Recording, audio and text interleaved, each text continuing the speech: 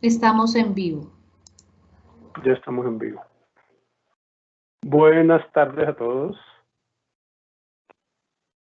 En el marco del convenio interadministrativo suscrito entre la Secretaría de Educación del Distrito y el Instituto para la Investigación Educativa y el Desarrollo Pedagógico IDEP durante la vigencia 2020, que tiene por objeto aunar esfuerzos para la formulación e implementación de acciones orientadas a la validación y fortalecimiento de las condiciones que permitan promover una educación de calidad y la conformación de entornos educativos protectores y confiables.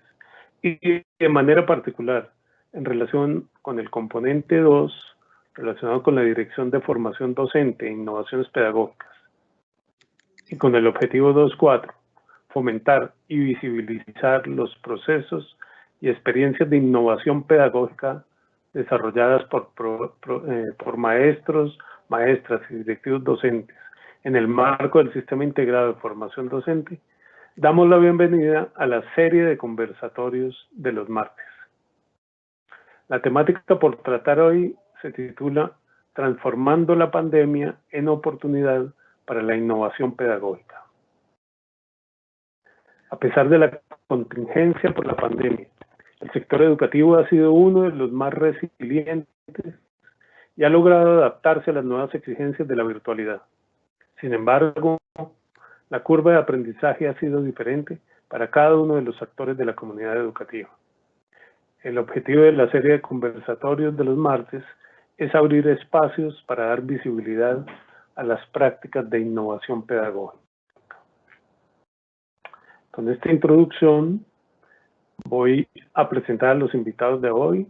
El desarrollo de los conversatorios básicamente será en 4 sesiones que estaremos a partir de hoy desarrollando de manera seguida todos los martes, y estaremos contando con diferentes personas, expertos, maestros, personas especializadas, digamos, en los diferentes temas, pero al mismo tiempo y fundamentalmente miembros de la comunidad educativa que han estado vinculados a los procesos de innovación en el marco de la innovación pedagógica.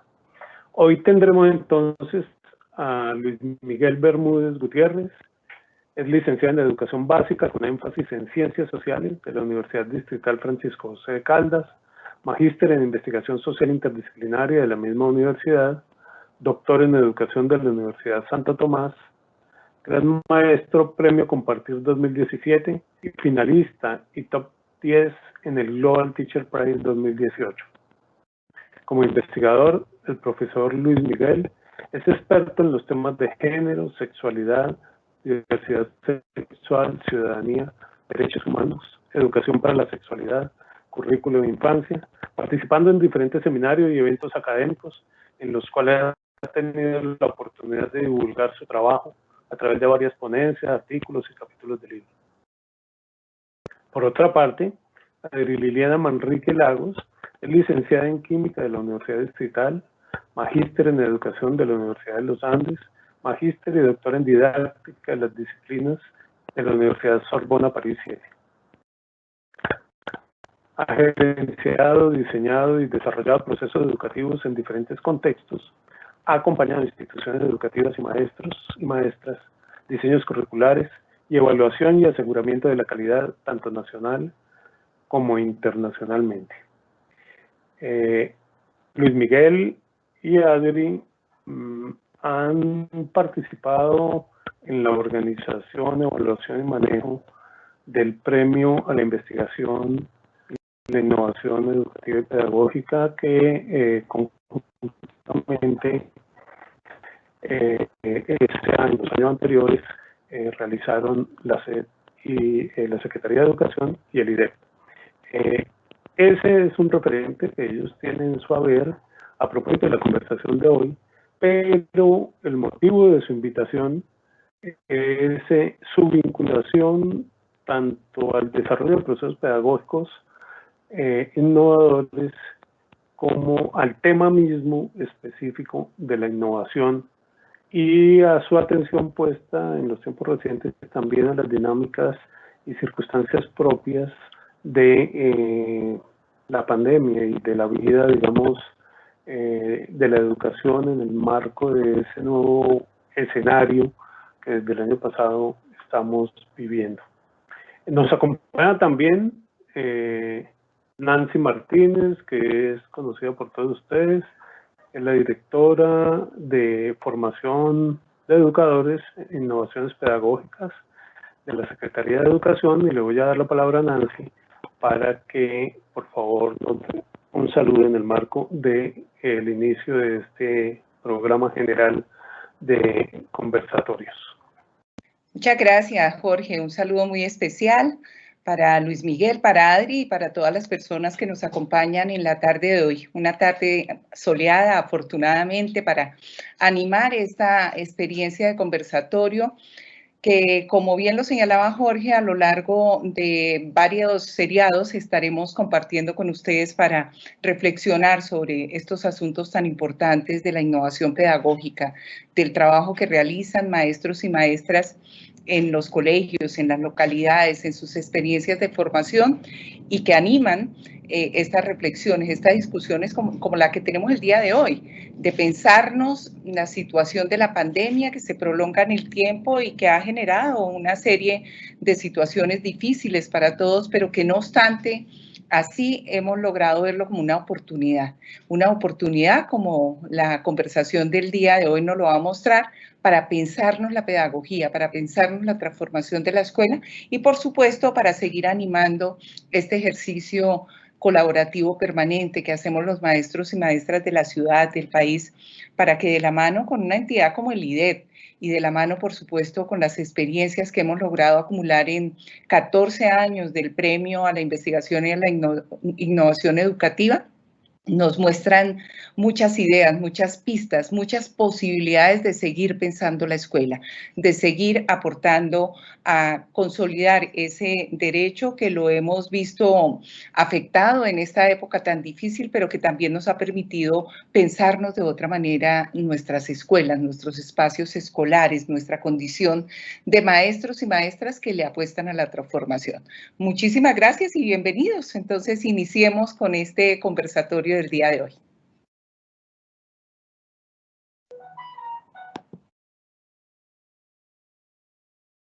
Sonido, Jorge. Jorge, sonido. Gracias. Te estaba agradeciendo por tu participación, siempre contando nosotros desde el IDEP con la Dirección de Formación de Educadores e Innovaciones Pedagógicas, que sabemos que somos socios en este proceso, digamos, que estamos desarrollando. Para Luis Miguel y para Adri, pues tal como planteaba yo en la presentación, una cosa muy importante es como esa experiencia amplia que han tenido ustedes en relación con los temas relativos a la innovación pedagógica, a la experiencia misma como maestros, a las relaciones que han tenido y a lo que pudieron ustedes observar a través del proceso del premio. Y entonces, para el desarrollo del conversatorio, yo simplemente les voy a plantear una pregunta. Esa pregunta es una pregunta que sirve, digamos, como entrada a la conversación, digamos que no es una pregunta sobre la cual ustedes se tienen que, digamos, situar de manera única y específica, y eso les da pie precisamente para abrir un horizonte de conversación más amplio que el que la pregunta misma plantea. Siéntanse como en su casa, y entonces en ese sentido podemos desarrollar un ejercicio digamos más amigable, más cercano, ¿no?, en relación con el tema.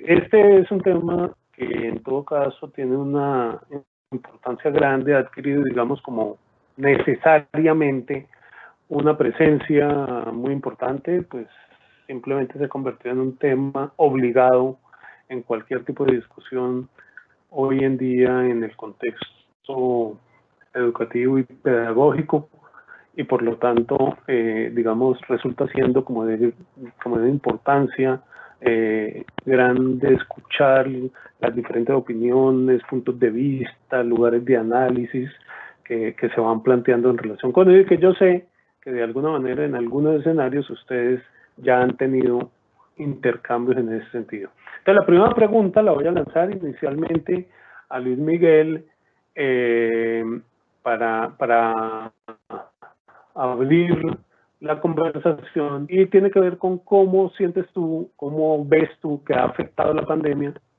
de manera general las actividades pedagógicas, el desarrollo de las actividades pedagógicas. Muchísimas gracias, Jorge, a Nancy, a Albanelli, a todo el equipo, a Adri, un saludo muy especial. Gracias por la invitación y a todos los que nos escuchan y a todas las que nos escuchan también. Bueno,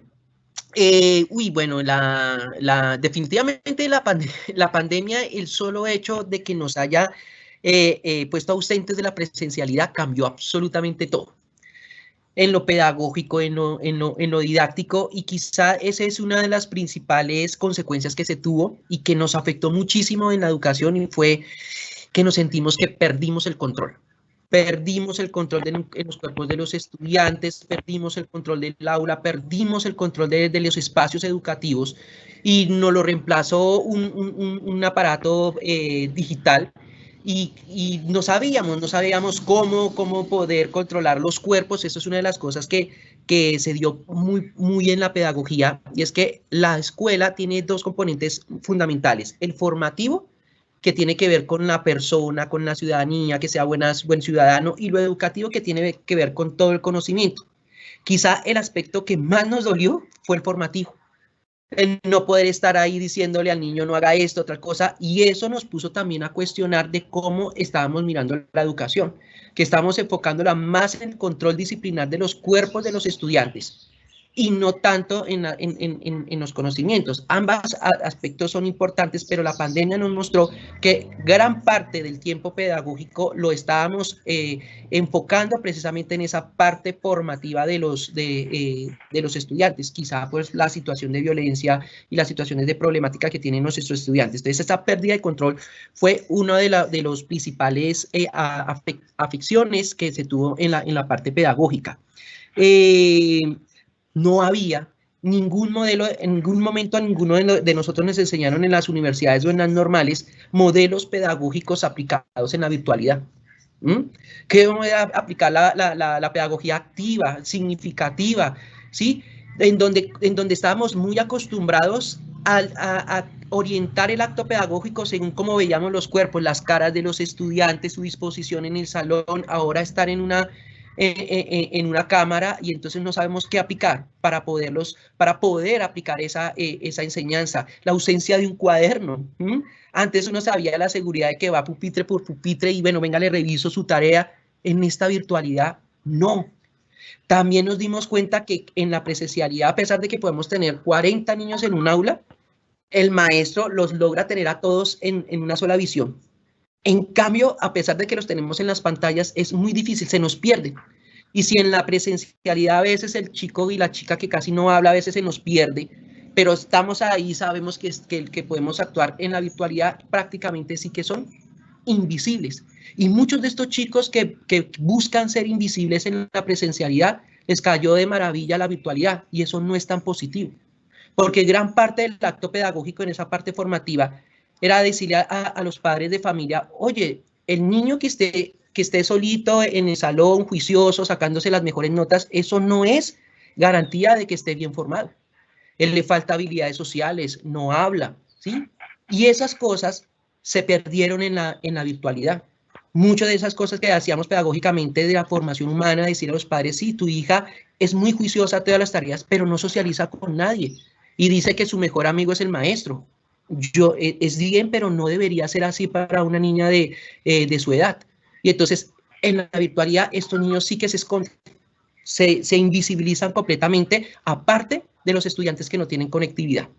Entonces, son esos dos grupos poblacionales los que más difícil nos ponen en el trabajo: los que tienen las posibilidades de la conectividad, pero son invisibles, y los que por falta de conectividad tenemos que buscarlos a la manera presencial.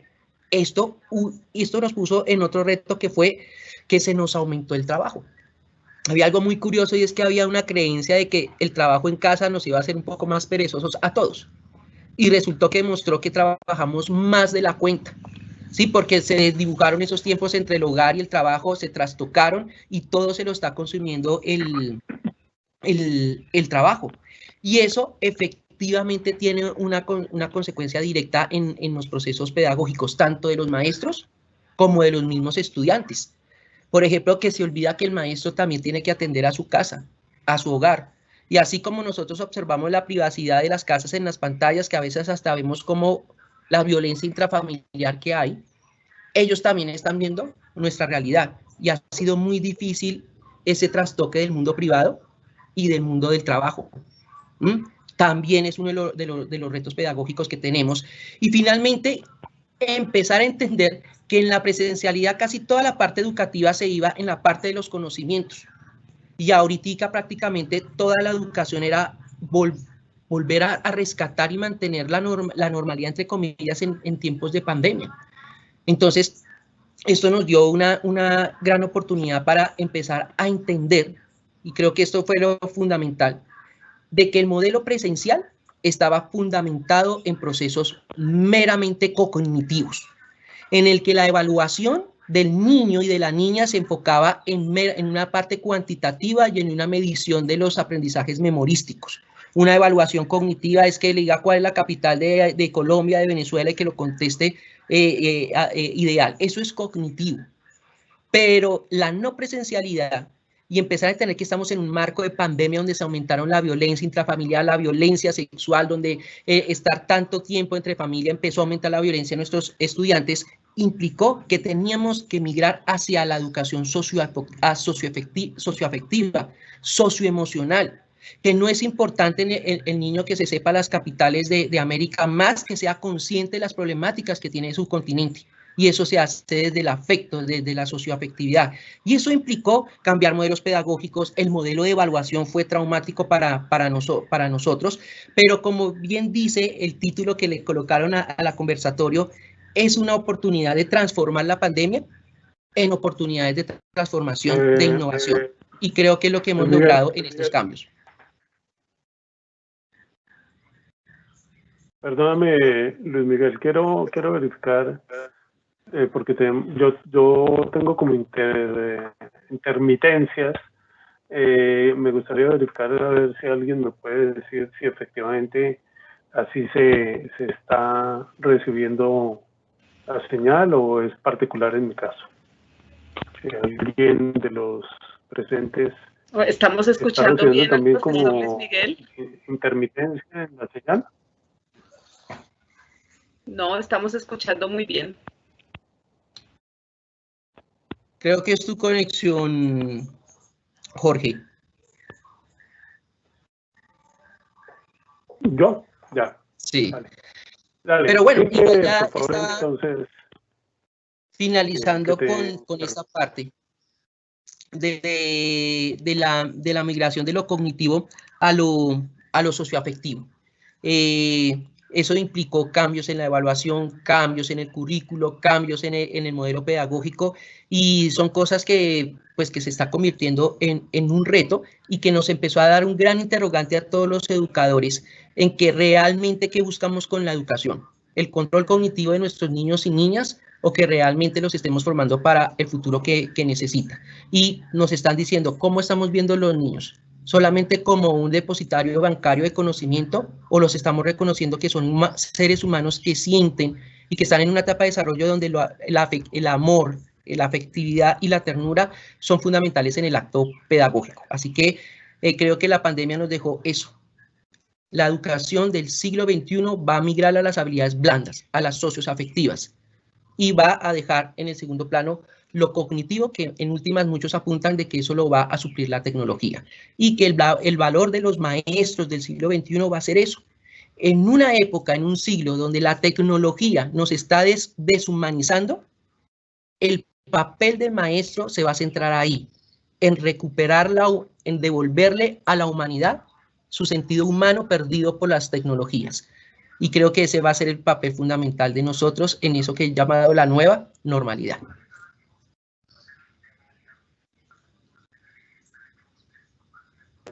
Sin embargo, es interesante, digamos, lo que estás planteando en varios sentidos en relación con este último tema que planteas, digamos, como el lugar y el papel de los maestros y las maestras, porque has hecho mención, digamos, a varios elementos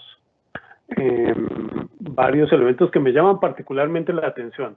Al principio hiciste una referencia al control disciplinar de los cuerpos, casi como una frase, diría yo, sin conocer ampliamente, pero casi que una frase sacada como de los textos Foucaultianos, en el sentido de esa expresión, ¿no?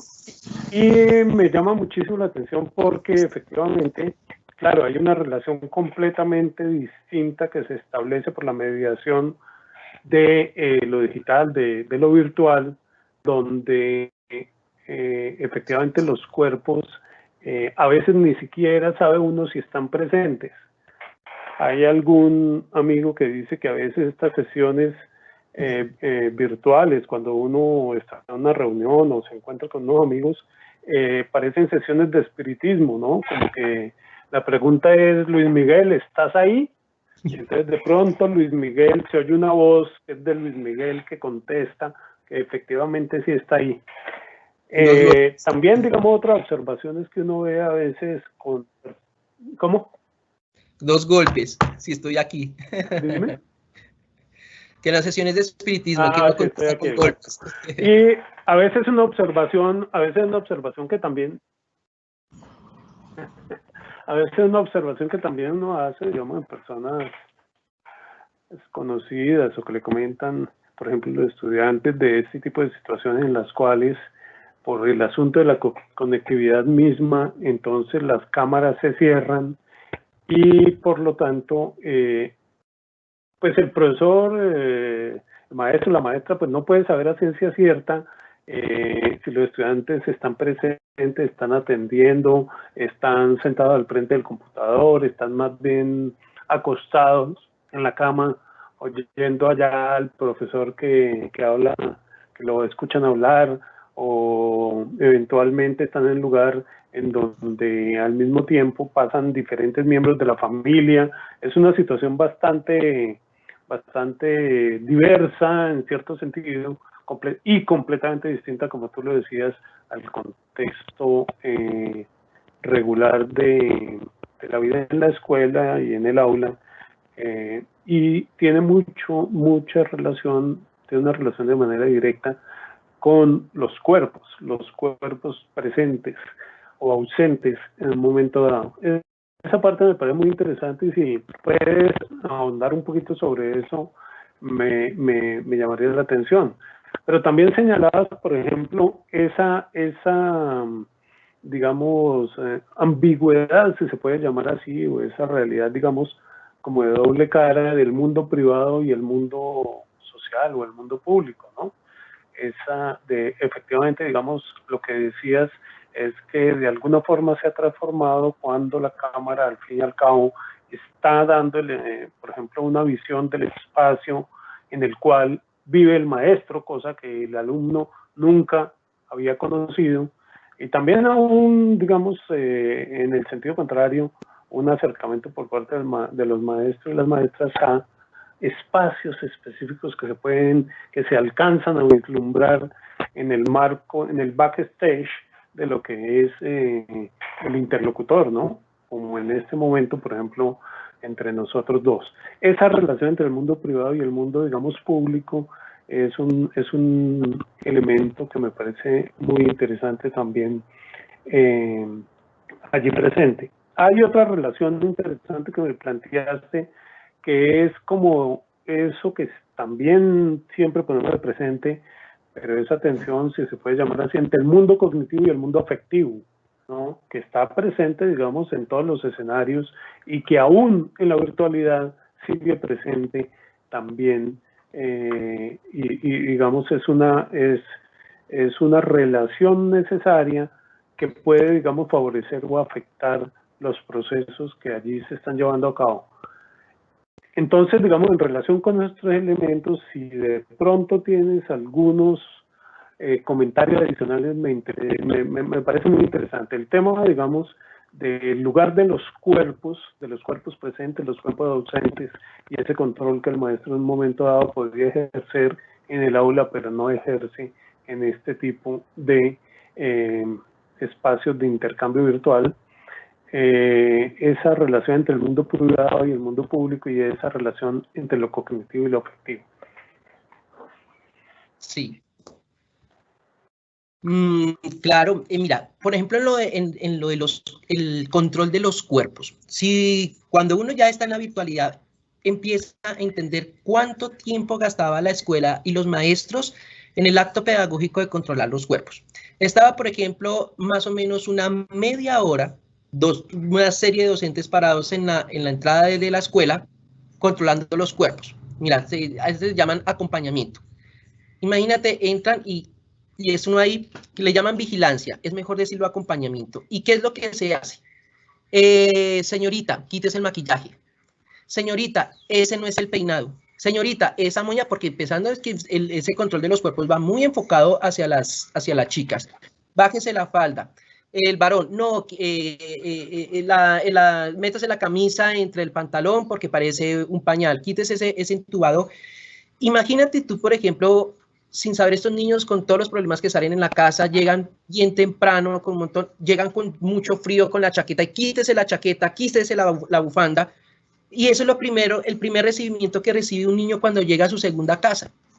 Era decir, no, es porque me dice, bienvenido, ¿cómo estás? ¿Cómo amaneciste? Aquí estás, te doy un abrazo de bienvenida, o sea, que se sientan bien, porque se perdió eso del control de que es que tenemos que controlarlos a todos porque son seres inacabados y solo le vemos lo negativo. Y eso perjudica esa relación. En los tiempos del descanso, lo mismo, incluso el control del cuerpo frente a las actividades que realiza. No juegue de esa manera. No, incluso no juegue no juegue fútbol en la cancha porque pasa la profesora y le da el balonazo. Cuando le dice, no, pero pues es que si tú sabes que la cancha juega fútbol, pues es la maestra la que no debe cruzar ahí. Y entonces, no, pero es que usted es el estudiante y entonces siempre es a favor del adulto. Estamos en un mundo adultocéntrico y donde se niega precisamente, por ejemplo, esas disposiciones que tiene el cuerpo de la docente frente al espacio. En la manera incluso cuando están dispuestos en el aula de clase. Entonces uno incluso empieza con el control de los cuerpos. Usted y usted, que son los más grandes y los más cansones, se me hacen aquí adelante para yo poderlo supervisar. Al lado de los que tienen gafitas y son chiquitos, y esto también para que alcancen a ver el tablero. Y disponemos los cuerpos dentro del espacio del aula según lo que creemos nosotros nos va a facilitar su control. Incluso cuando empezamos a sospechar que un estudiante no está aprendiendo lo que queremos, no lo hacemos incluso sobre la actividad específica que está haciendo, sino sobre la disposición de su cuerpo. Entonces, no, ese chico está como mirando al techo, usted no está haciendo nada. Ese chico está hablando mucho con el de al lado, es que no está haciendo nada. Entonces, incluso juzgamos sus actividades escolares de acuerdo de lo que están en sus disposiciones del cuerpo. Y cuando uno hace la sumatoria de todo el tiempo que uno gasta, ¿sí?, controlando el cuerpo y disponiendo los cuerpos a lo que uno quiere, ya lleva casi media hora de 45 minutos de clase. Y eso al año, sí, implica un montón de tiempo perdido en disposicionamiento de los cuerpos, y además porque eso nos da una seguridad al docente de que estamos educando. Porque cuando es en el conocimiento es muy difícil medirlo, porque es muy difícil medir el conocimiento que tiene un chico dentro de su sociabilidad. Pero si él está bien puestecito, si está así juiciosito en el salón, no habla, todo estás diciendo qué bien educado está. Y por eso es que nos enfocamos tanto en el control del cuerpo, porque afuera, externo, miden la efectividad de la educación según la disposición del cuerpo de ese estudiante. Entonces, si el chico tiene la camisita bien limpia, bien pulcro, gafitas como yo, bien peinadito, no habla en clase, aplicado, todos, es el niño perfecto. ¡Qué educado! Y puede que su vida afectiva está vuelta a nada, no tiene amigos, no tiene con quién hablar, el mejor amigo es el profesor. Y está la chica o el chico que tiene el piercing, que tiene el tatuaje, que toman, son muy inteligentes y al profesor le da rabia de que no atiende y sin embargo hace bien la tarea y la evaluación, entonces uno sospecha que es que está haciendo la copia. No, el chico es pilo, pero el cuerpo no me gusta. Entonces sospecho el que tiene tatuaje, porque para mí el tatuaje es de mal estudiante y siento que si tiene tatuaje se va a perder ese estudiante. Incluso en pleno siglo XXI todavía el control del cabello, a pesar de que hay una legislación, no hemos podido desprendernos de eso. Y vemos cómo, y vuelvo y repito, vemos cómo toda la escuela, vemos los observadores del alumno, los observadores. Casi todas las observaciones negativas tienen que ver con cuestiones del cuerpo. Se sentó mal, le pegó al compañero, ¿sí? No trajo el uniforme de educación física, tiene el cabello largo, todo a relación de su cuerpo. Entonces, claro, cuando llega la virtualidad y eso se pierde, sentimos que no estamos educando. Sentimos que ese cuerpo bien formadito del estudiante no es esa evidencia que le muestra a todo el mundo, vea lo bien formadito que tengo a su hijo. Entonces, si tú coloques a un niño bien pulidito, bien formadito en su cuerpo, al lado de uno que es diferente, todos van a decir, este es el mejor educado, solo por la apariencia, no por lo que hay detrás de esa apariencia. Y por eso fue tan traumático para la docencia esa pérdida de control sobre los cuerpos de los estudiantes, porque nos implicó solo enfocarnos en lo educativo, en lo afectivo, y nos puso otros retos y que pues toma tiempo, porque eso es lo bonito de nosotros los profes, ¿para qué? Nos encontramos todas esas dificultades, pero incluso aquellos que tenían resistencia con la tecnología, lo hicieron y se dieron al cambio y están cacharreándole a los computadores y ahí están tratando paso por paso, tratar de lograr modificar y adaptarse a esta nueva realidad. Quizá el error que a veces cometemos y que lo cometimos todos al principio fue tratar de adaptar todo lo presencial a la virtualidad. Esa es la primera etapa que nos pasó a todos, adaptarlo. Y ya cuando intentamos de mil maneras y no nos funcionó, pues ahí sí nos descentramos y empezamos a buscar otras técnicas para poder empezar a manejar este mundo virtual. Bueno, muchas gracias, profe. Buenas tardes, yo los saludo. Yo soy Claudia García, estoy apoyando en el chat. Lamentablemente, Jorge tuvo un problema de conectividad, entonces me pide que le apoye. Profe, muchas gracias por sus aportes. Nos gustaría escuchar a Adri, que nos cuente qué aportes tiene al respecto con los temas de innovación, que nos cuentes un poco tu punto de vista, Adri. Muchas gracias. Pues la pregunta por cómo nos ha afectado la pandemia, yo diría, pues afectado a quién, ¿no? Porque sí estoy muy de acuerdo con algo que decía Luis Miguel, es que quienes están en este momento en mayor riesgo son los niños, las niñas. O sea, digamos, la vulneración de derechos que se les puede haber presentado, pues ni siquiera la podemos dimensionar, pues porque no sabemos.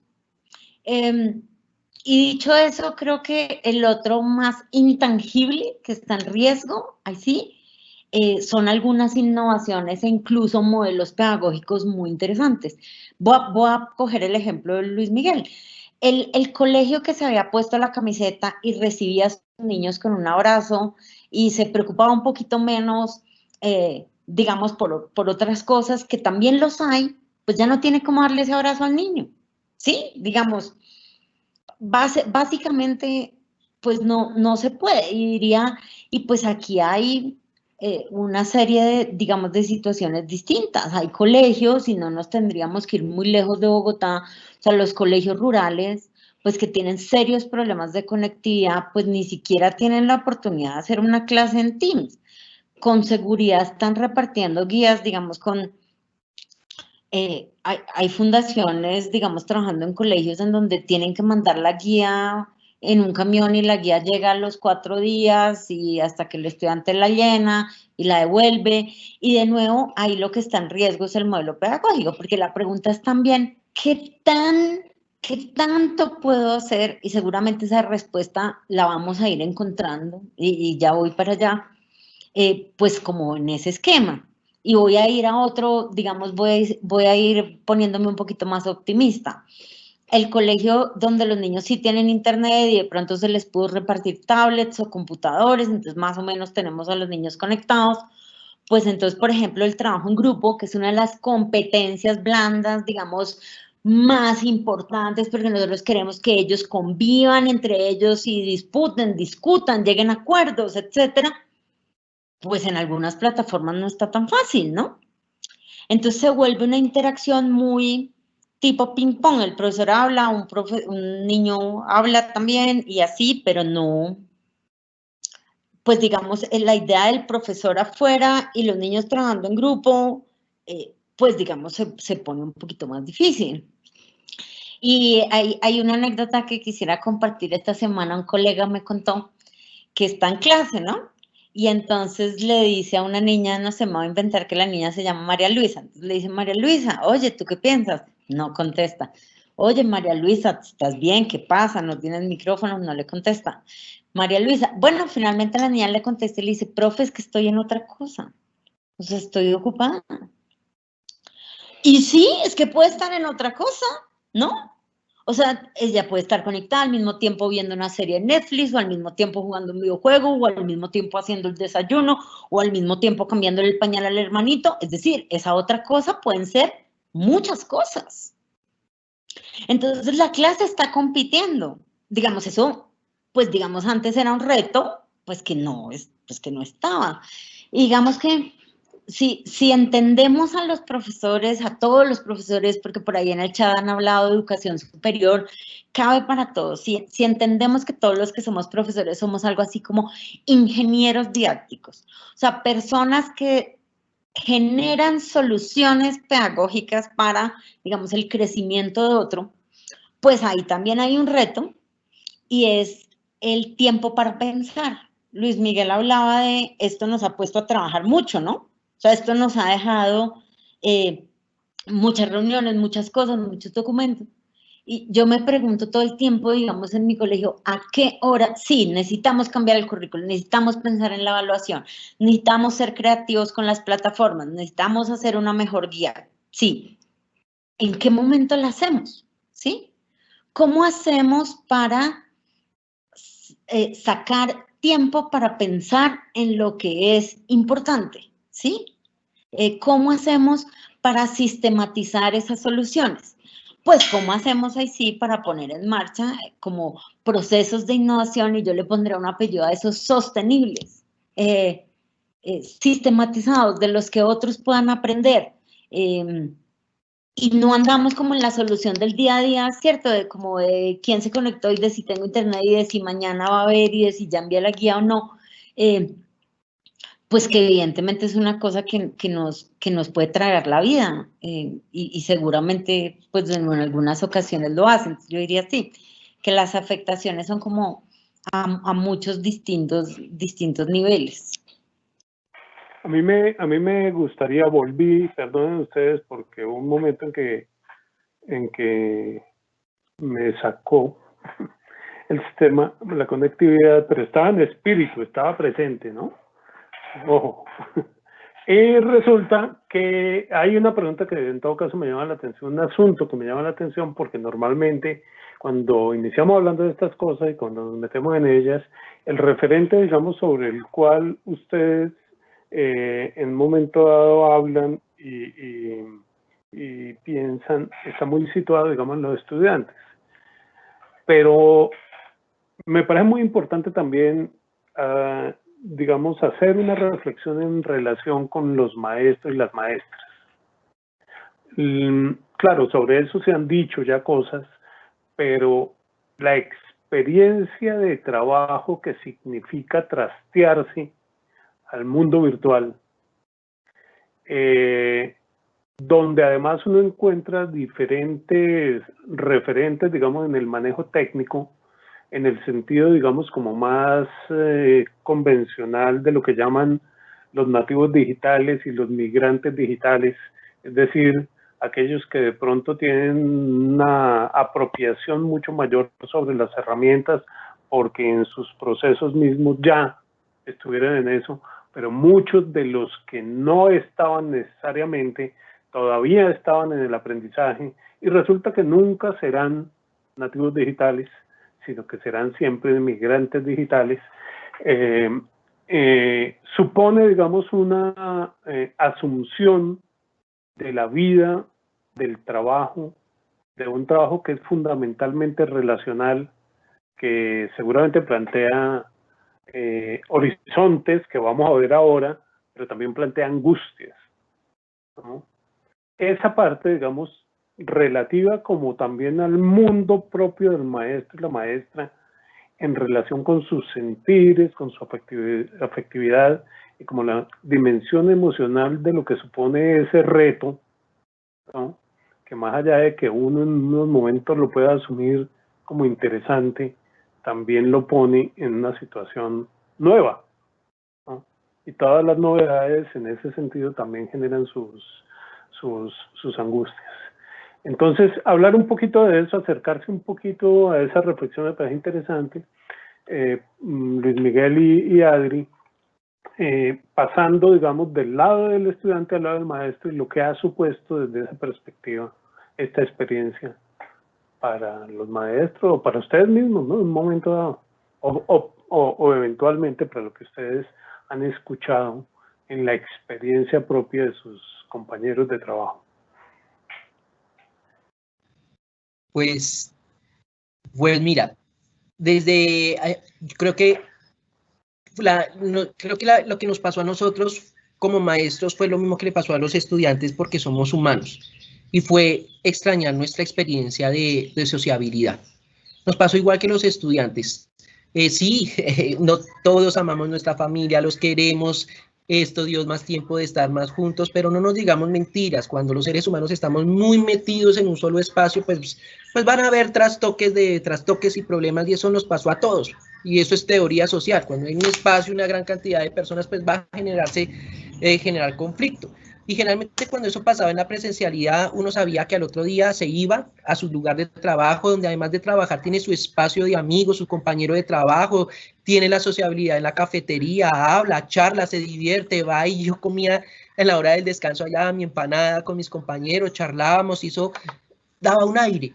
Eso ahora se extraña, sí, yo amo a mi familia y tengo más tiempo, pero también extraño a mis compañeros, porque pero no es que es distinta la experiencia social con ellos, a llegar a tal punto que hacemos reuniones virtuales, porque nos necesitamos, ¿sí? Igual que el estudiante dice, es que no puedo creer lo que voy a decir, pero extraño a mi profesor.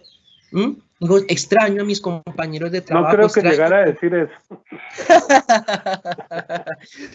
pero mira que varios sí. Y quieren ir a la escuela. Y de hecho, ¿qué nos dimos cuenta? Muchos dijeron, los estudiantes, y yo creo que nuestros hijos quieren volver a la escuela después de que tocaba rogarles para que se levantaran, y ellos mismos dicen y reconocen. Es que la escuela, más allá del lugar del conocimiento, es mi lugar por excelencia para encontrarme con el otro, con mi compañero, con mi amigo, y eso también igual nos sucedió a nosotros los profesores. Y por eso tenemos que a partir de esa conciencia, llegar a mirar que gran parte del currículo en esta pandemia tiene que rescatar esa experiencia social de ir a la escuela. Yo creo que es lo fundamental, la experiencia social, tanto del estudiante como nosotros los maestros, de ir a la escuela. Por ejemplo, los escucho cuando está la posición del sindicato de no entrar a la escuela, no entrar, y yo escucho a varios que es que no quieren ir a trabajar. Dice, hermano, yo entro a la presencialidad porque antes era 6:30 de la mañana hasta las 12:30 de la tarde, y ya me iba al colegio y nadie me molestaba. Ahora no es así, trabajo más de la cuenta, pero el que yo diga que no quiero volver es porque tengo miedo de contagiarme de virus y todo eso, y no porque no quiera trabajar. Todos, al igual que eso, queremos volver a ver esa experiencia social, encontrarnos con amigos y sentir nuevamente que la carga de trabajo volvió a disminuir. Es que incluso a veces digo, yo me quejaba de 1, 2, 3 horas de transporte en trancones, ¿sí? Pero incluso ahora, ese tiempo al menos era ahí como para reflexionar, pero ahora incluso esas 2, 3 horas son para trabajar. Incluso las horas del almuerzo ya se desdibujaron, son para trabajar. ¿sí? Ya no hay tiempo para las medianuevas porque está tomando uno el juguito y pum, entra la llamada y uno no puede decir que no.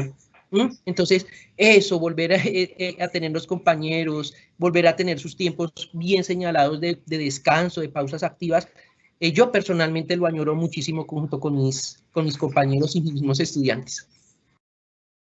Esta experiencia de la pandemia, ya te doy la palabra, Adri.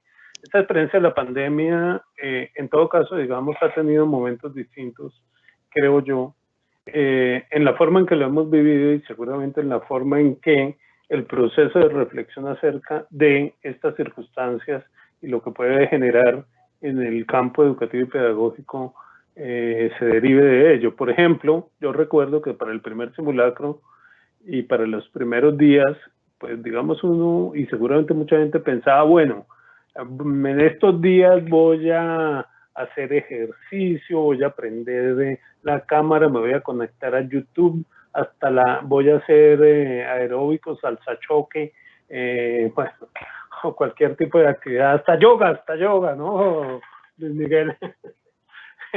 Y entonces,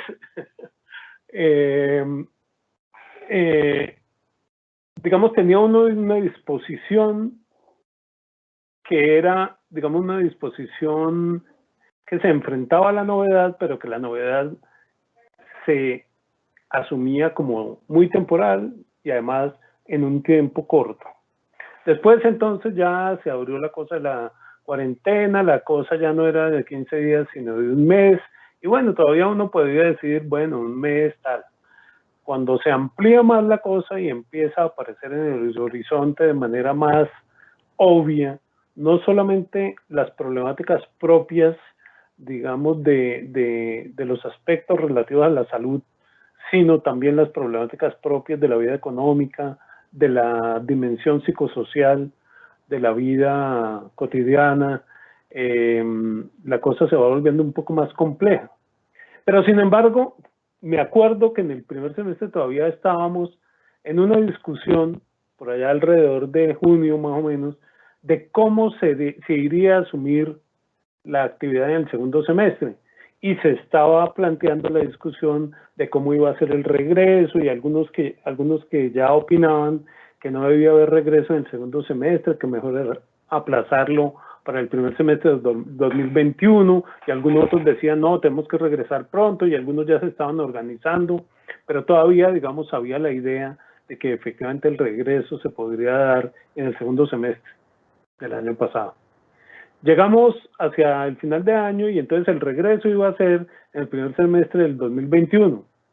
Y bueno, la cosa se ha ido enredando un poquito. Hoy mismo escuchaba a la secretaria en una entrevista en el noticiero que decía que había habido que aplazar ese regreso en términos del regreso presencial.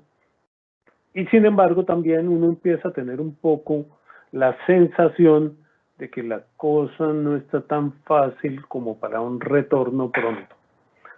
En ese escenario temporal, pues empiezan a cambiar las maneras de pensar acerca de lo que se instala en el mundo educativo y pedagógico, de cómo, digamos, esto va efectivamente a tener un efecto determinado en la forma de asumir, digamos, como la vida escolar, y en, digamos, también la necesidad no solamente de reconocer las problemáticas que se derivan de la situación, sino las novedades, las innovaciones, las ventajas, las posibles bondades que ha traído el cambio de escenario y que puede suscitar a futuro esta nueva situación.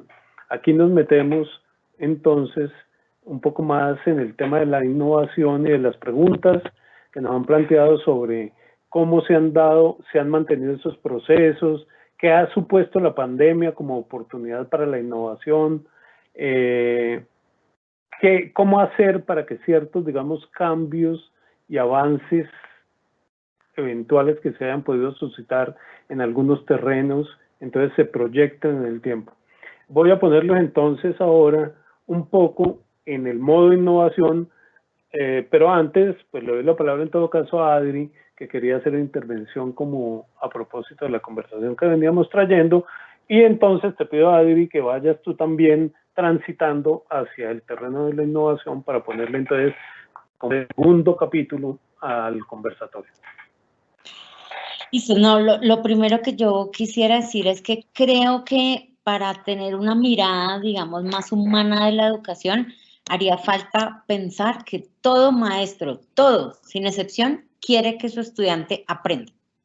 O sea, no creo que nadie se levante y llegue a su computador o a su salón de clase diciendo, hoy sí voy a hacer una clase para que nadie aprenda nada, para que ojalá la pasen súper mal. No. O sea, los maestros hacen lo que hacen para que los estudiantes aprendan y crezcan. Lo que pasa, claro, es que no siempre lo hacemos de la mejor manera, sin discusión, pero digamos la intención, es decir, el maestro no quiere, yo creo que no, digamos, no hace justicia al escenario, digamos, educativo que vivimos. Y ahí pienso en los maestros y en lo que están viviendo hoy, pues es que, pues para los maestros también ha sido muy duro, o sea, lo que digo, tener estudiantes en sesión de espiritismo, enviar una guía que no saben si va a llegar o no, no saber qué está pasando con los estudiantes, pues claro que les duele. Lo que pasa es que, digamos, en una encuesta que hizo, un estudio como con 2000 y pico maestros que hizo una fundación, decían, pues los maestros también tienen necesidades, ¿no? Y una es, bueno, ¿y cómo hacemos para apoyar a las familias en todo lo que necesitan? Porque es que el primer receptor de la necesidad es el maestro, ¿sí? Tengo que dejar a mi hijo solo. Mire, profe, no tengo para la comida. Mire, profe, es que no tengo internet, es que se me dañó el computador. ¿Y el maestro qué hace? ¿No? Entonces, digamos, como blindar al maestro en términos de apoyo a las familias puede ser muy importante. Y lo otro es que, pues, los maestros no tienen por qué, digamos, saberlo todo. Quiero decir, esto es como, tenemos que hacer procesos de innovación, tenemos que mejorar los computadores, tenemos que muchas cosas, y bueno, ¿y cómo? ¿No? O sea, el maestro no necesita solo el qué, que a veces nos llenamos de qué. Hay que abrir, hay que evaluar, hay que transformar el currículo. Ajá, ¿y cómo? O sea, ¿cómo en lo logístico? ¿En qué momentos? ¿Con qué herramientas? ¿Con qué disposición? ¿Cuándo? Yo creo que, digamos, que ahí se necesita un poquito más y me paso a la innovación diciendo que, sin embargo, claro, justamente hay maestros que se ponen la camiseta y dicen, yo me voy a inventar el cómo, ¿sí? Yo tengo una propuesta acerca de ese cómo. Y ese maestro es el que logra innovar, digamos, el que identifica, y habiendo identificado un problema, dice, pues yo me voy a lanzar al agua y voy a proponer un cómo y a ver cómo nos va, ¿sí? Y lo voy a ir, digamos, monitoreando y pues si nos va bien, pues ahí está la respuesta y si nos va mal, pues también está una respuesta porque al menos sabemos que por ahí no era la cosa. Lo que pasa es que, claro, pues requiere un seguimiento, mejor dicho, requiere pues de un montón de sacrificio del maestro, requiere un tiempo de ser, requiere, pero seguramente pues va a traer unas satisfacciones como muy importantes. Y yo creo que en este momento hay maestros que están inventándose cosas justamente. O sea, que hay maestros que están innovando porque dicen, pues yo necesito que mis estudiantes sigan trabajando en grupo, entonces voy a intentar de esta manera, de esta otra, y a ver cómo me funciona, y empiezan a sistematizar y seguramente, digamos, en este momento están ocurriendo un montón de cosas que como todo, pues tienen el reto no solo de que ocurran, sino yo diría que hay como unos elementos ahí para dejar encima de la mesa.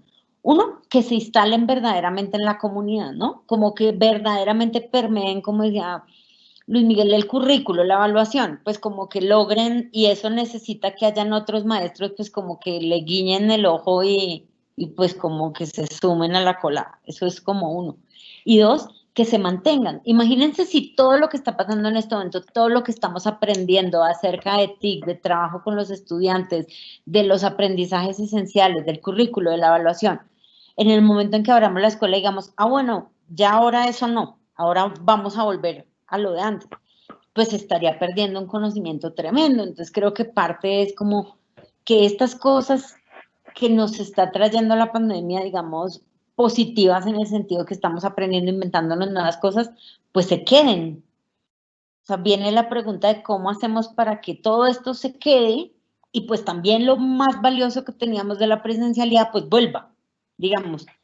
Yo esperaría que la escuela pues no vuelva a ser exactamente la misma, si es que aprendemos, digamos, de todo esto. ¿Y en qué sentido, perdón, en qué sentido la escuela no volvería a ser la misma? Digamos, pensándolo desde un punto de vista como de cambio y avance y oportunidades en el marco pues, de los desarrollos que se han dado a pesar o a propósito de las circunstancias. Luis Miguel, tú querías ahí intervenir, entonces sí. También te lanzo la pregunta.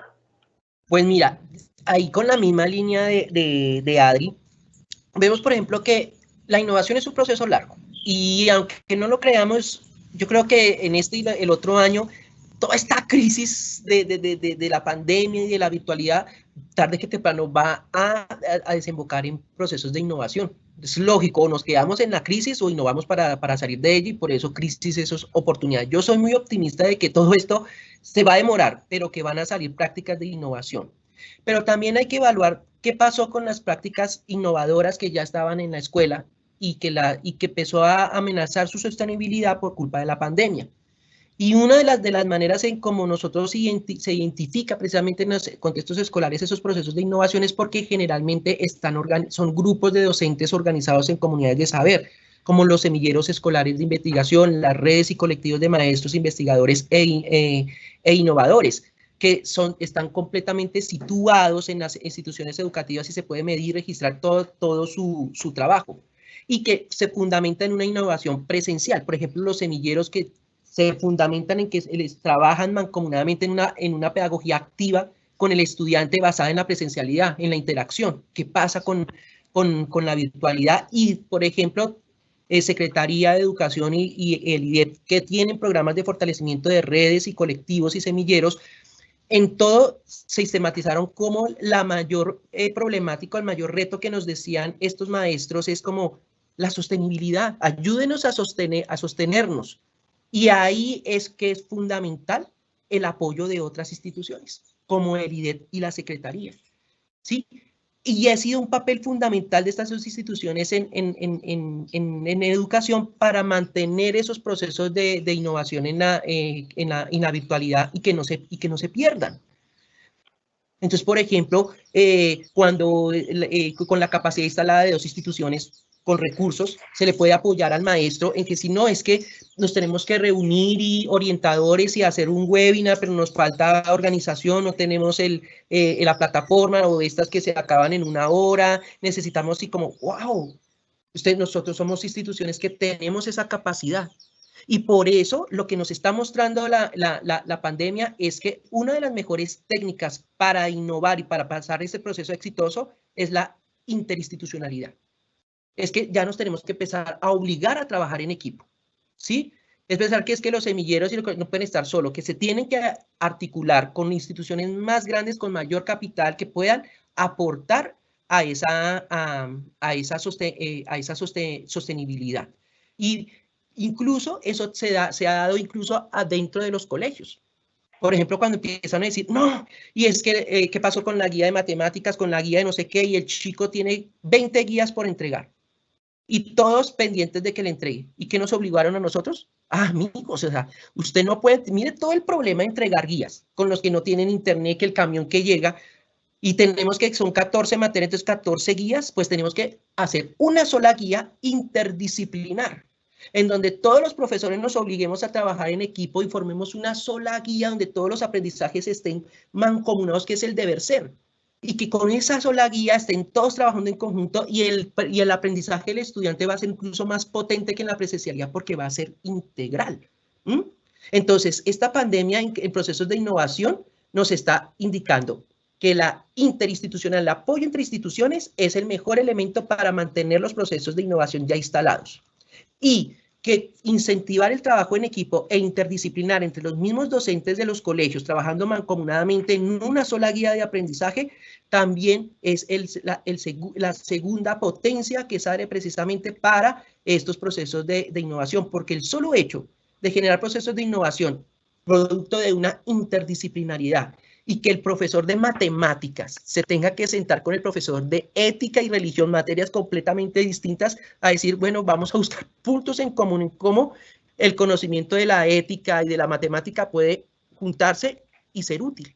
Y es como que ética que tiene que ver con la matemática, y hasta que ahí se les prende el foco, el bombillo y encuentran los caminos, y eso va a redundar precisamente en procesos de innovación en lo que tiene que ver con la sostenibilidad. Y por eso lo que hace IDEP, lo que hace Secretaría y otras instituciones que tienen que ver con educación, se vuelve muy importante cuando trabajan mancomunadamente con los maestros y maestras. Muy bien. ¿Tú, Adri, quieres agregar algo al respecto? Sí, no, que yo me sigo pensando, es eso, yo sigo diciendo que la escuela necesita tiempo para pensar. O sea, ese maestro de ética necesita un tiempo para encontrarse con el de matemáticas y conversar. O sea, ese tiempo es fundamental. O sea, sigo pensando que eso es, digamos, ese podría ser un gran, digamos, regalo que entidades como la Secretaría, como el IED, le dan a los maestros al armar un grupo, al mantener un semillero, al tener una red, porque este es un espacio en el que yo me puedo sentar con otro colega distinto a pensar, ¿no? Y de ahí seguramente van a salir cosas maravillosas.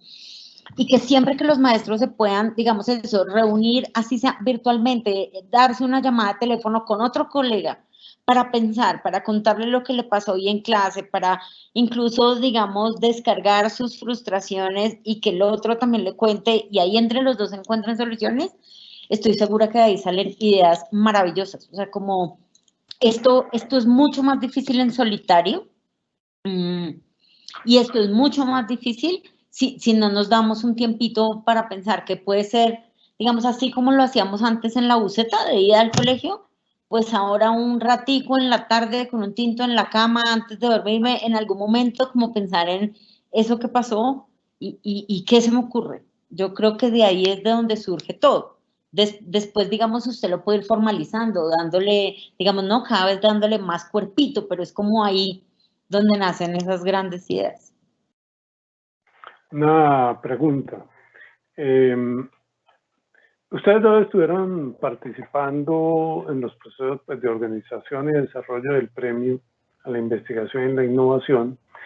Y yo quisiera preguntarles si de alguna manera desde su percepción observaron o vieron algunas cosas que en el marco, digamos, de las experiencias presentadas en general, no solamente en relación con las experiencias ganadoras o con los proyectos ganadores, hubiera, digamos, como elementos o atisbos o efectivamente, digamos, manifestaciones de que de alguna manera la llegada de la pandemia, pues el tiempo que se empezó a abrir a partir de marzo del año pasado, había suscitado algo. Se pudo ver específicamente ya el año pasado ese tipo de manifestación. Ustedes vieron bien en las experiencias, bien en los textos presentados, bien en las presentaciones de las mismas, en los procesos evaluativos, algunos elementos que podrían señalar en ese sentido, en esa dirección. Sí, digamos, yo diría que sobre todo hay procesos en Bogotá, digamos, de mucho tiempo que involucran a muchas comunidades, pues como a la comunidad en conjunto y que, digamos, sobrevivieron a la pandemia, o sea, se pudieron mantener, digamos, con o a pesar de, con las adaptaciones que tuvieran, digamos, que haber. Ejercicios, por ejemplo, de construcción de aulas, digamos, aulas en paz o con unos ciertos ejercicios de ciudadanía que se trasladaron a la casa. que se trasladaron a las cocinas de los estudiantes, digamos, apuestas por la integración de la familia, que se trasladaron pues a la casa, a la cocina, a la reunión con los papás, a ensamblar videos, ¿no? Como donde cada quien manda un pedacito, y entonces ese tipo de experiencias se ven un montón. Colectivos consolidados, por ejemplo, cuando el profesor tiene su como semillerito de estudiantes y anda con ellos, llámese la banda marcial del colegio, llámese el observatorio astronómico, llámese, bueno, hay el grupo de teatro, tal, eso en general se ha podido mantener, digamos, a pesar y con las innovaciones que ha, digamos, requerido, y los profesores están aprendiendo a programar, digamos, hay unas experiencias súper bonitas de clases basadas en películas, en historietas, en superhéroes, ¿no? Como en cosas mucho más interactivas que, pues, con esto se vieron más que potenciadas. Yo creo que en Bogotá están pasando cosas increíbles, pues, hace tiempo, y en este tiempo no, pues, no es la excepción, digamos. Y que justamente el premio es el escenario en el que esos profes, o yo diría, algunos de esos profes, porque seguramente hay otros que también están haciendo cosas increíbles y no se han animado todavía, digamos, a mandar su escrito. Participar. Ajá. Pero que unos de esos profes que se animan y se presentan, pues le muestran a otros colegas, pues la cantidad de trabajo increíble que hacen y como los resultados que tienen. Entonces, este año no fue la excepción. Y seguramente hay otros que todavía no se han animado y que ojalá se animen, porque seguramente están pasando pues cosas en otros lugares que valen la pena ser contadas, digamos. Luis Miguel. Mira que, pues, yo no podría decir sí que pueda ser una causalidad, pero sí tiene muchísima relación. Y es que cuando nos sentamos con Adri a leer el informe final de lo del premio, se había evidenciado la gran cantidad de propuestas que surgían de materias como el arte y la ética, y gran cantidad de proyectos medidos precisamente en la parte de la socioafectividad, de la parte de la ciudadanía, y que, por ejemplo, que han comparado con años anteriores donde los proyectos eran muy de lo cognitivo, muy del proyecto de matemáticas, el de ciencias naturales, y ver cómo ahora todos esos proyectos de innovación migran hacia recuperar el ser humano, recuperar la ciudadanía, recuperar los procesos afectivos. Eso muestra que efectivamente que esa es la principal necesidad de los estudiantes del país, incluyendo los que están en los colegios públicos. ¿No? Ellos tienen una gran falencia en los procesos afectivos ciudadanos, y por eso casi que todos los maestros se acomodan a suplir esas necesidades, y eso se reflejó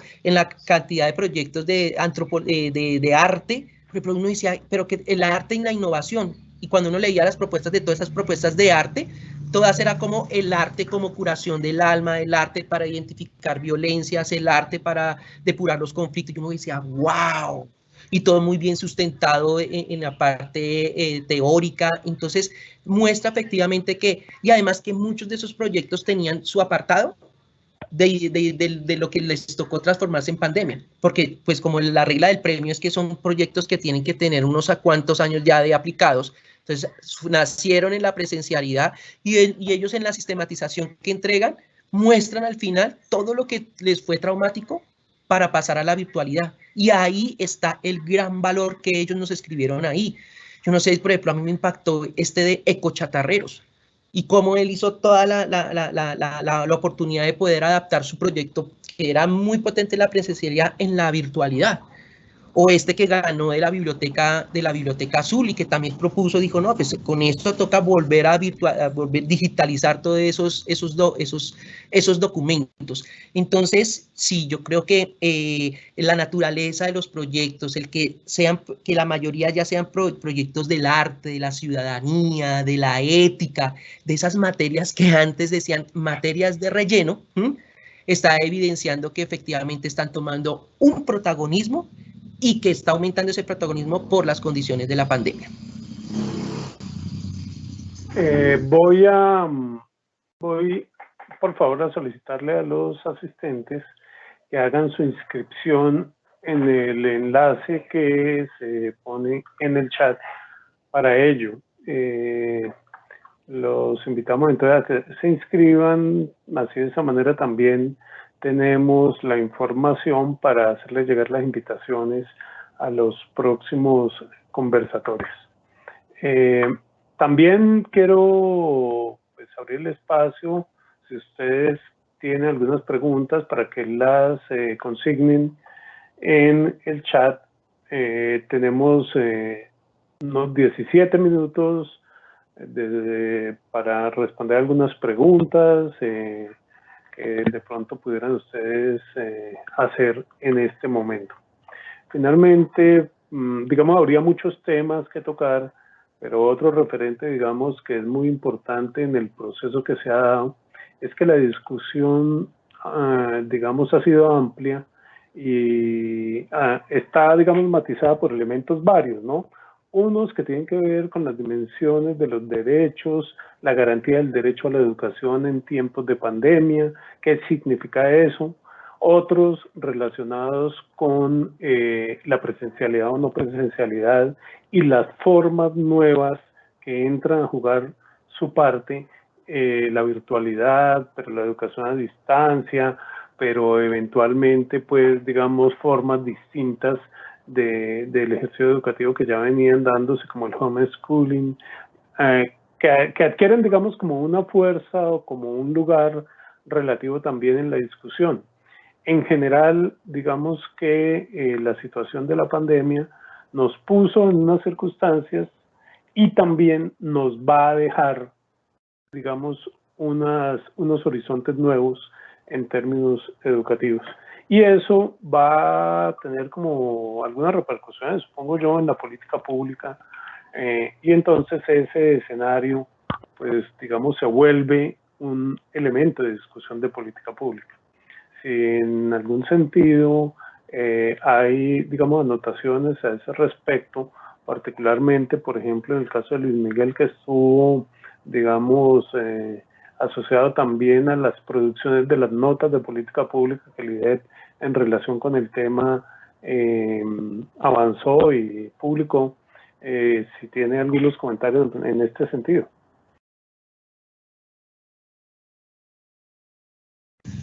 Sí, claro. Mira, primero, por ejemplo, están los retos que se le imponen, que le impone la pandemia no a las escuelas en general, sino a todo el sistema educativo. Y que a veces toda la discusión se ha centrado en lo que pasa al interior de las escuelas, pero no ampliamente en lo que significa al aparato general educativo en cuanto a cómo se debe transformar. Te pongo un punto en particular. Durante la presencialidad, todo el tema de calidad y la discusión en educación se basó sobre la cobertura. Cobertura y que los estudiantes entren al colegio y que la cobertura, mayor calidad y tratar de garantizar que los estudiantes estén. Hicieron varios modelos, construcción de nuevos colegios, la parte de los modelos de concesión, pero garantizar que necesitamos esa cobertura. Pero ahora, con lo de la virtualidad, la cobertura cambia de significado. Ya no está la cobertura en tener cupos en un colegio físico, sino la cobertura se mide con conectividad.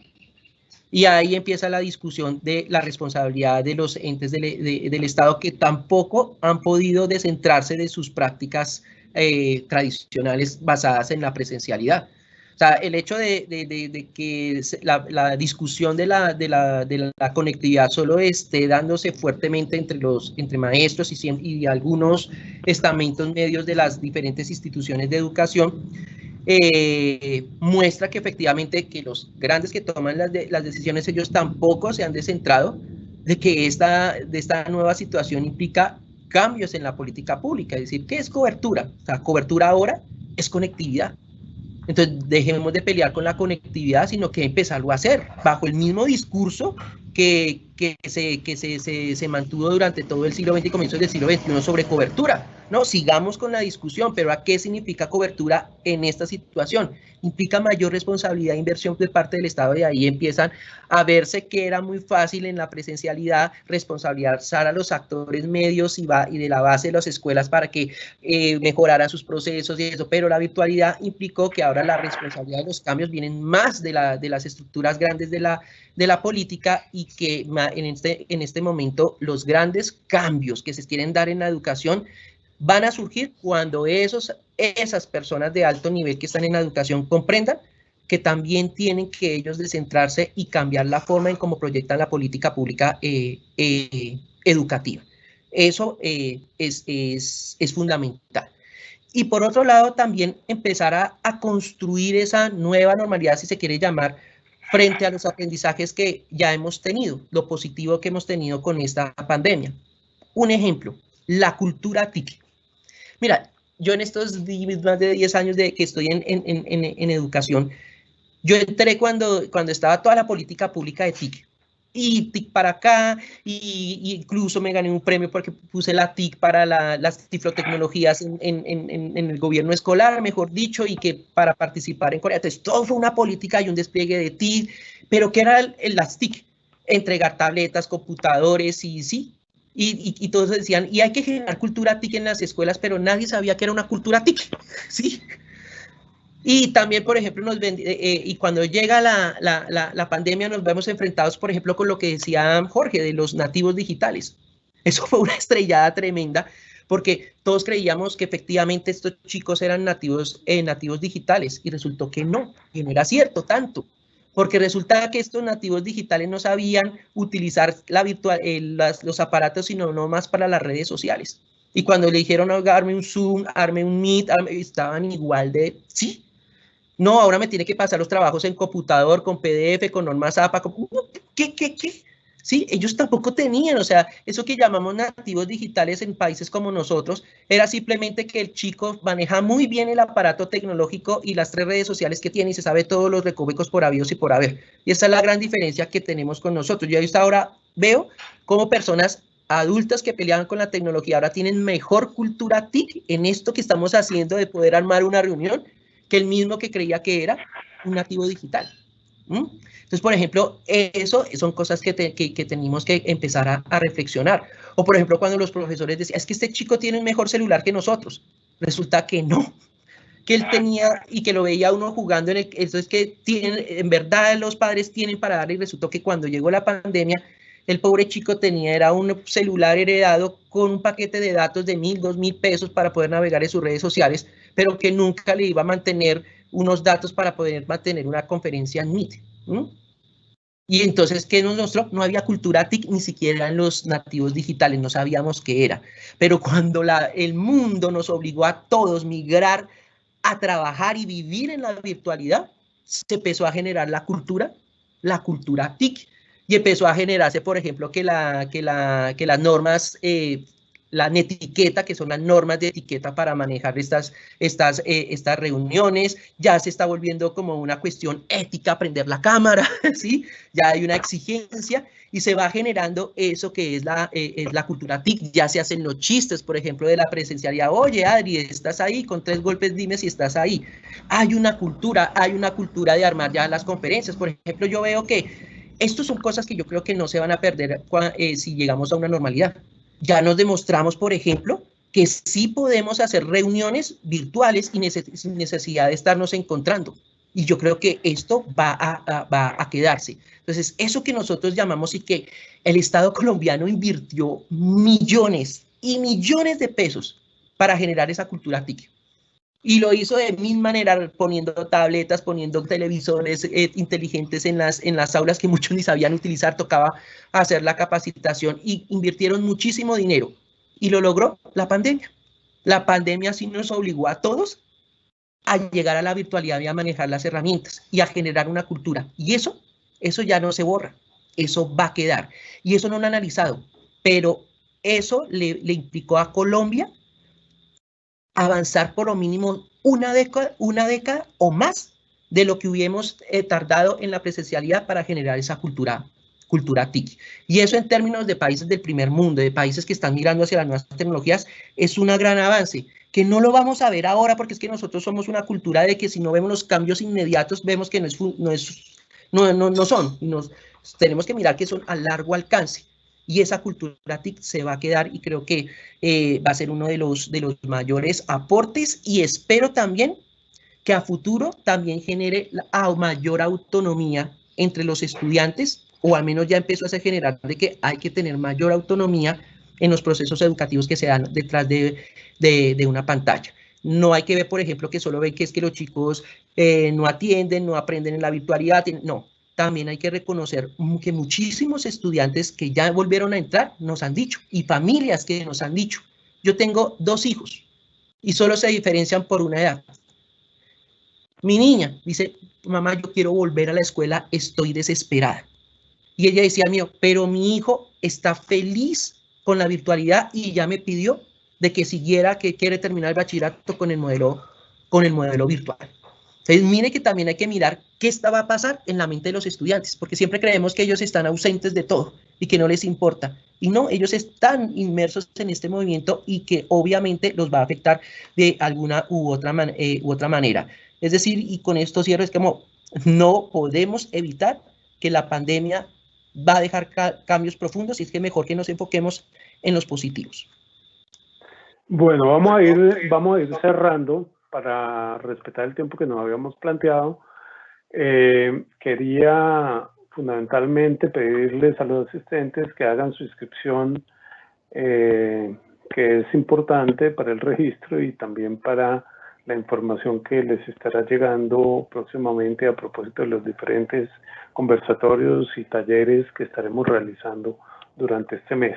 En particular, quiero invitarlos el próximo martes a un conversatorio con Jacqueline Tello y Olga Lucía Bejarano sobre los retos y las oportunidades en la atención educativa de los estudiantes con discapacidad. Eso de hoy en 8.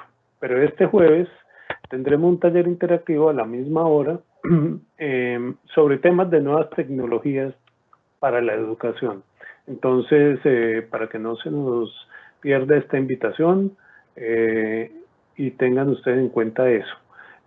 Finalmente, yo quería rápidamente, tenemos un minuto para esto, pero entonces yo les voy a dar una iniciación al asunto, y es un poco situaciones puntuales que a ustedes les sucedieron, digamos, en el marco de la conversación que tenemos, que les gustaría, digamos, señalar.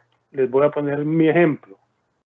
En el primer semestre del año pasado se había proyectado un par de ejercicios investigativos que tenían de alguna manera unos propósitos como de cierre y de una serie de trabajos que veníamos haciendo. Ante la situación de la pandemia y en la perspectiva de realizar los procesos de recolección de información, hubo necesidad de desarrollar entrevistas y grupos focales de manera virtual. La sorpresa fue grande porque en general nos fue muy bien. En todos los grupos focales que realizamos, todas las personas invitadas llegaron, y yo recuerdo en el IDEP el esfuerzo que teníamos que hacer cuando organizamos grupos focales. Teníamos que invitar a más personas de las que pretendíamos para ver si nos llegaba el grupo correspondiente. Fue un descubrimiento muy interesante y muy chévere porque los grupos y las entrevistas se desarrollaron de una manera muy buena. Pudimos hacer el registro, pudimos hacer, digamos, la grabación y pudimos hacer, digamos, una recolección de información que desde el punto de vista investigativo resultó siendo muy útil. Cuéntenos alguna situación que ustedes hayan percibido, digamos, que a ustedes les haya pasado y que hayan percibido, esto estuvo como chévere, esto estuvo como bueno, esto sirve. Esto sirve, digamos, en términos de, como yo lo estoy diciendo, este asunto puntual de esta manera de proceder en el ejercicio investigativo me sirve para proyectar una serie de posibilidades en ese campo. Adri, si tienes alguna referencia puntual. Sí, bueno, de cosas positivas, creo que, digamos, ahora que utilizo los grupitos que se arman en Zoom, vamos, me gusta mucho el trabajo en grupo, y ahora que utilizo los grupitos que trabajan en Zoom, creo que es más fácil como mantener la privacidad. No sé cómo explicar, antes en el salón un grupo escuchaba al otro y eso generaba, digamos, que más o menos las cosas fueran en la misma línea al final. Tengo la sensación que ahora cada grupo está como en un salón privado por el que además tú puedes saltar muy fácilmente y que en general, digamos, funciona muy bien, me ha funcionado muy bien. Como, muy bien. Eso. Listo. Luis Miguel. Bueno, fue positivo, pero surgió de una situación bastante difícil. Eso fue en el recién mandaron la cuarentena Tienes un minuto y medio. Sí, y resulta que fue que hubo en el colegio en esa cuarentena un intento de feminicidio. Un papá que intentó matar a su hija y a su... Y bueno, y eso fue... Y fue como el primer reto que tuvimos que manejar grave de convivencia en la virtualidad. Y éramos como, si en la presencialidad es difícil mantenernos unidos y tomar soluciones, perdón, imagínense en la virtualidad. Pero lo curioso fue la unión. Y por eso yo señalaba la potencia de los apoyos interinstitucionales. Y fue como, vamos a solucionar esto, y fue que, venga, fulanito dijo el orientador, no me voy a averiguar con la Secretaría de la Mujer, otros con Integración Social, y empezaron a hacer articulaciones con otras instituciones, y logramos de esa terrible experiencia sacar algo positivo, y dijimos, mire, cómo la pandemia nos unió más para solucionar esos problemas que nos presentan. Muy bien. Adri, 30 segundos. 30 segundos, no, es que no puedo decir frente a lo de política pública, yo diría dos cosas.